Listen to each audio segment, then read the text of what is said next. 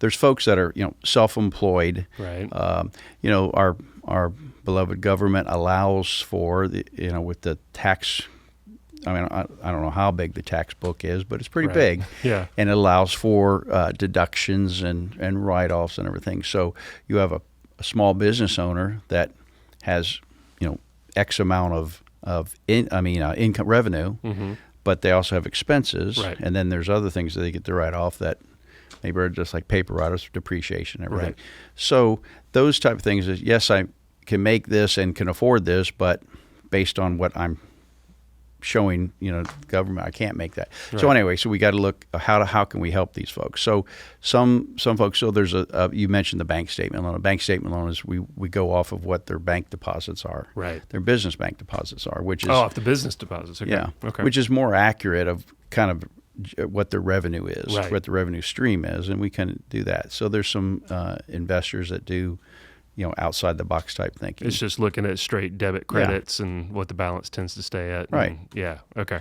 So, there's just, those are some of the niche products. There's a couple, I have some niche products for investors, that want rental property, that sort of thing. There's one's called a cash flow loan. Okay. And basically it's the cash flow. So if the rent on the property, or the proposed rent on the property, or at least 90% of that is greater than what the mortgage payment will be, Right.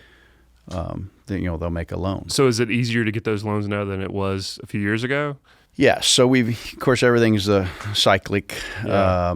So after in 2008, then we had the meltdown and everything Right. with all the failures of the banks, et cetera. They kind of contracted. Some people use the analogy of the pendulum. The pendulums.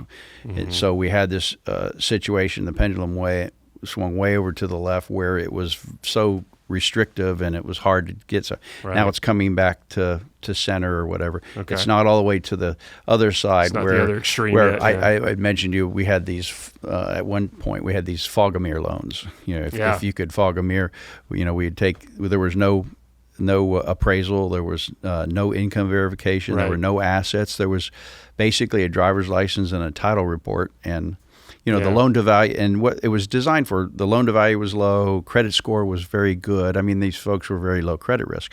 What happened was other folks stretched it taking advantage and of would it, start giving not at 80 or 70% loan to value, but doing it at 100%. Yeah. I never did those because I just felt bad about it. I mean, Right. those were what I called foreclosures waiting to happen, and of course that came true in the Right. 2008 to 2012 range. So anyway, so it's gotten back to where there's a little bit more common sense, like the cash flow loan. I mean, they're not.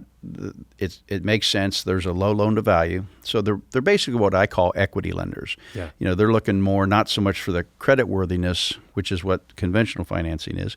They're looking for equity, because it's a kind of a no lose.